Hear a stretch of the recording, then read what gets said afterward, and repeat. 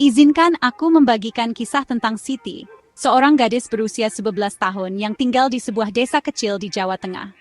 Siti bukanlah remaja biasa, hidupnya penuh dengan tantangan, namun juga keajaiban yang tak terduga.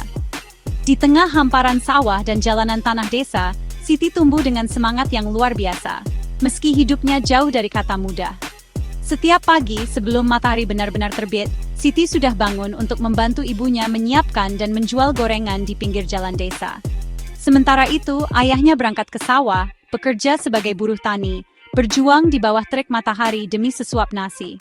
Kehidupan mereka sederhana, penuh kerja keras, dan seringkali serba kekurangan. Meski uang selalu pas-pasan, Siti tetap memilih untuk tersenyum. Senyumnya adalah kekuatan yang membuat keluarganya tetap semangat. Ia percaya, kebahagiaan tidak selalu datang dari harta, tapi dari hati yang tulus dan penuh syukur. Rumah mereka hanyalah sebuah gubuk bambu sederhana, beratap seng yang sudah berkarat, dan lantai tanah yang becek saat hujan turun. Setiap kali hujan deras, air masuk ke dalam rumah, membasahi perabotan dan tikar tempat mereka tidur.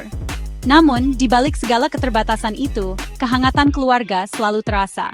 Setiap malam, keluarga Siti berkumpul di meja kecil, menikmati makan malam sederhana, kadang hanya nasi, tempe, dan sayur bening.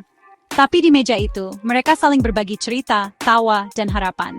Kebersamaan mereka adalah harta yang tak ternilai. Ibunya selalu mengingatkan, selama kita makan dengan hati yang bersyukur, berkah akan selalu menemukan kita. Kata-kata itu menjadi pegangan Siti setiap hari, menguatkannya untuk terus berjuang meski hidup penuh keterbatasan. Namun, jauh di lubuk hatinya, Siti menyimpan mimpi besar. Ia ingin mengubah nasib keluarganya, ingin membuktikan bahwa anak desa pun bisa bermimpi tinggi.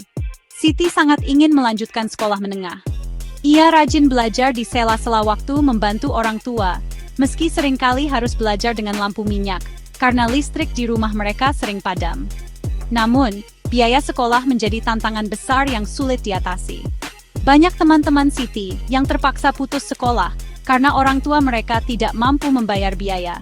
Setiap kali melihat temannya berhenti sekolah, Siti merasa cemas. Takut jika suatu hari ia juga harus menyerah pada keadaan.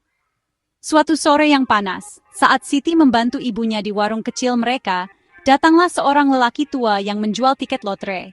Lelaki itu menawarkan tiket dengan senyum ramah, berharap ada yang beruntung hari itu. Siti hanya bisa tertawa kecil dan menggelengkan kepala. Baginya, membeli tiket lotre terasa mustahil. Uang yang ada saja sudah sangat pas-pasan untuk kebutuhan sehari-hari, apalagi untuk berjudi. Namun saat ia merogoh saku, Siti menemukan beberapa koin yang tersisa dari hasil membantu ibunya. Tanpa berpikir panjang, ia membeli satu tiket lotre, hanya karena ingin mencoba peruntungan. Siapa tahu, ini rezeki kita, bisiknya pelan. Tiket itu ia selipkan di antara buku catatannya, seolah menjadi simbol harapan kecil di tengah hidup yang penuh perjuangan. Setiap malam, ia menatap tiket itu sebelum tidur, membayangkan bagaimana hidupnya akan berubah jika keajaiban benar-benar datang. Malam itu, Siti berdoa dengan sungguh-sungguh. Ia tidak meminta untuk dirinya sendiri, melainkan untuk keluarganya, agar utang mereka bisa lunas, agar adik laki-lakinya bisa terus sekolah, dan agar ibunya selalu sehat. Di luar, suara jangkrik dan angin malam menemani doanya.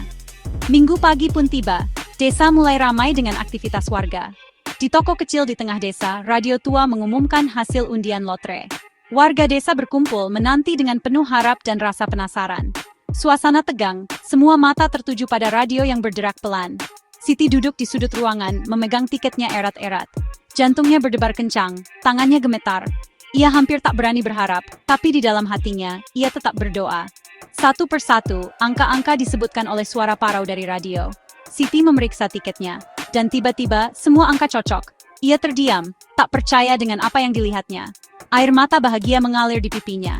Ia berlari ke arah ibunya, memeluknya erat sambil berteriak, "Ibu, kita menang! Ini nomor kita!" Suasana di warung berubah menjadi haru dan tawa bahagia.